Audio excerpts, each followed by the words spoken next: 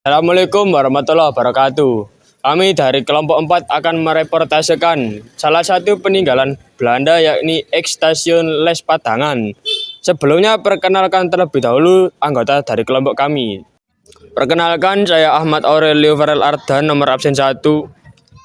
Saya Alina Yuska Safitri, nomor absen 4.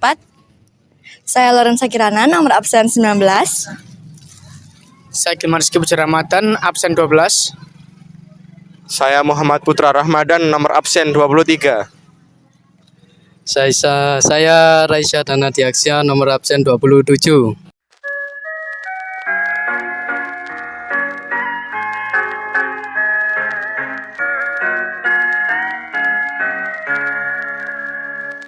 Di Mojokerto pernah mengalami masa kejayaan pada moda transportasi kereta api atau KA. Sedikitnya, terdapat 3 operator jaringan kereta api. Salah satunya adalah Osjava, Stumtram Majapahit dengan singkatannya yakni OJS. Sampai saat ini masih dapat dijumpai sisa bangunan maupun jalur kereta api di utara Sungai Berantas itu.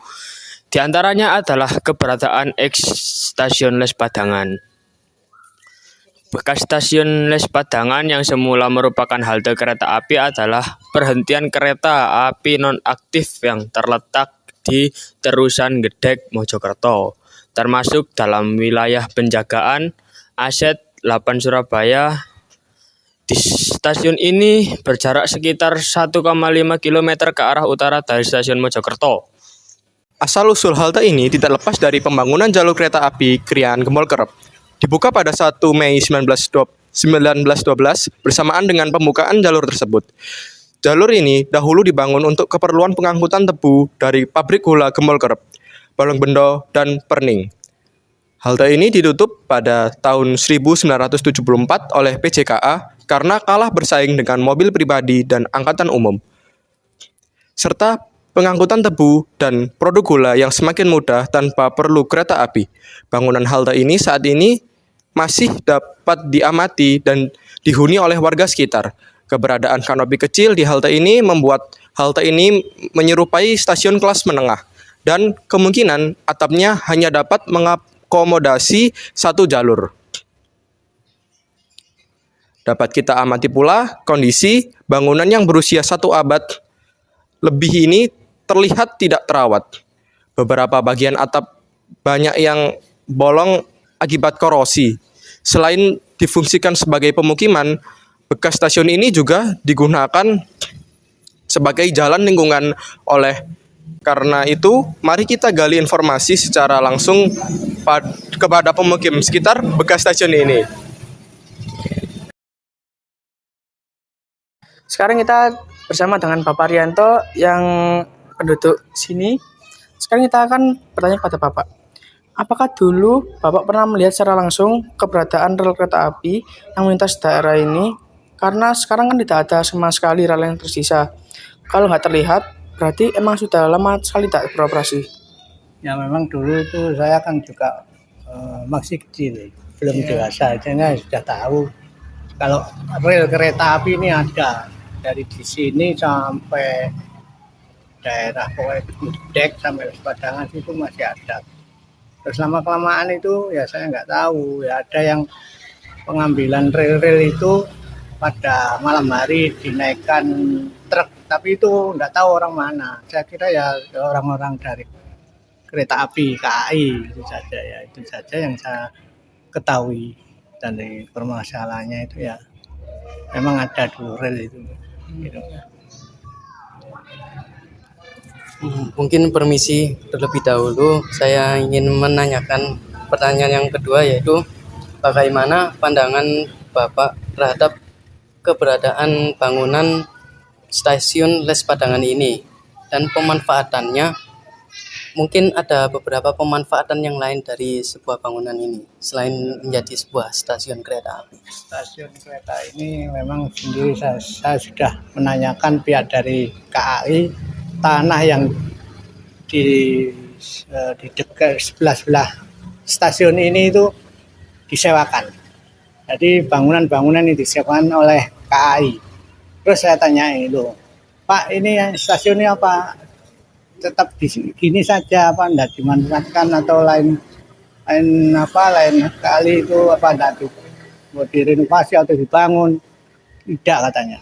Kalau memang ada yang bocor misalnya genteng-genteng atau sengnya untuk stasiun ini tidak boleh dibenahi, jadi dibiarkan.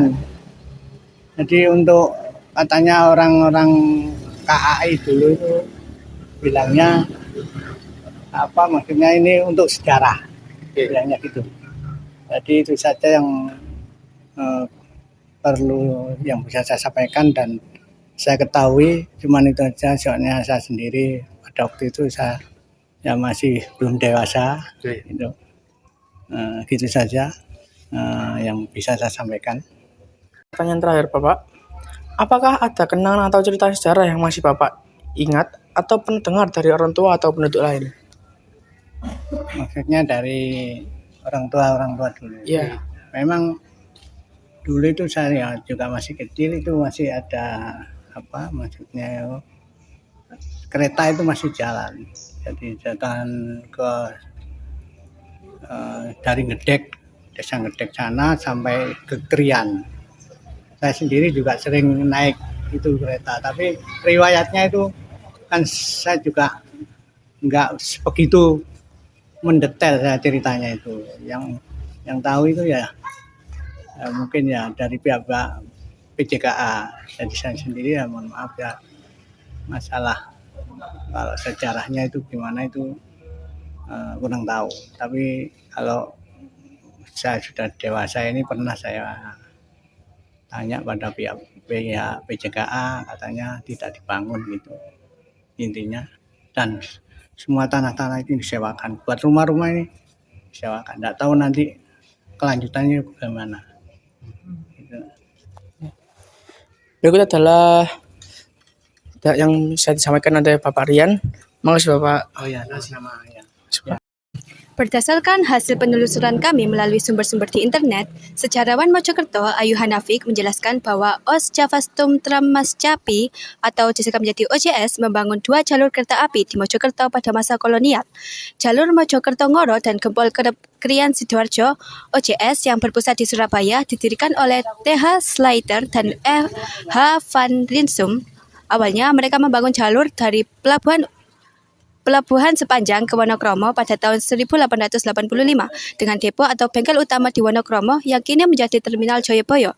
Jalur kereta api ini terus diperluas hingga ke Mojokerto dan Jombang.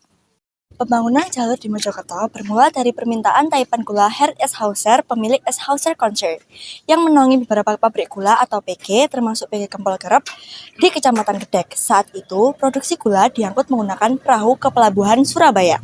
Namun, saat musim kemarau, debit air sungai menurun sehingga perahu sering kandas, menghambat transportasi. Selain itu, biaya sewa perahu yang tinggi menyebabkan harga gula meningkat. Untuk mengatasi masalah ini, Eshauser mengajukan usulan pembangunan rel kereta api kepada OJS. Awalnya, OJS menilai jalur ke Gempol Kerep tidak prospektif karena wilayah utara Sungai Berantas dinilai kurang berkembang dibanding wilayah selatan. Untuk meyakinkan OJS, Eshauser menawarkan pinjaman modal dan kontrak pengangkutan gula dari pabrik-pabrik miliknya, seperti PG Sentanen Lor, PG Brangkal, dan PG Dinoyo. Akhirnya, pada tahun 1888, OJS menyetujui dan memulai pembangunan jalur rel. Pembangunan dimulai dari stasiun Krian ke Bolongbendo untuk melayani PG Balongbendo. Selanjutnya dibangun jembatan melintasi Kalimas menuju Perning dekat PG Perning di Kecamatan Jetis.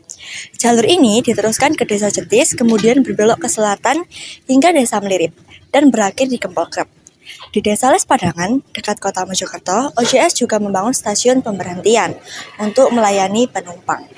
Lokasi ini dipilih karena dekat dengan Mojokerto di sisi selatan Sungai Berantas dengan halte kereta api yang menghubungkan stasiun Les Padangan ke Mojokerto. Stasiun kereta api ini beroperasi sejak tahun 1912 hingga ditutup pada 1974 oleh PJKA. Demikianlah laporan kami mengenai sejarah stasiun Les Padangan, salah satu peninggalan bersejarah oleh kolonial Belanda. di Mojokerto. Melalui cerita-cerita dan fakta yang telah kami rangkum, semoga kita semua dapat semakin memahami pentingnya warisan sejarah ini. Harapannya, bangunan seperti Stasiun Les Padangan dapat terus dilestarikan. Tidak hanya sebagai pengingat masa lalu, tetapi juga sebagai inspirasi bagi generasi mendatang. Mari kita bersama-sama menjaga dan menghargai peninggalan sejarah ini agar tetap hidup dalam ingatan kita semua. Sekian dari kelompok 4, kami sampaikan terima kasih. Wassalamualaikum warahmatullahi wabarakatuh.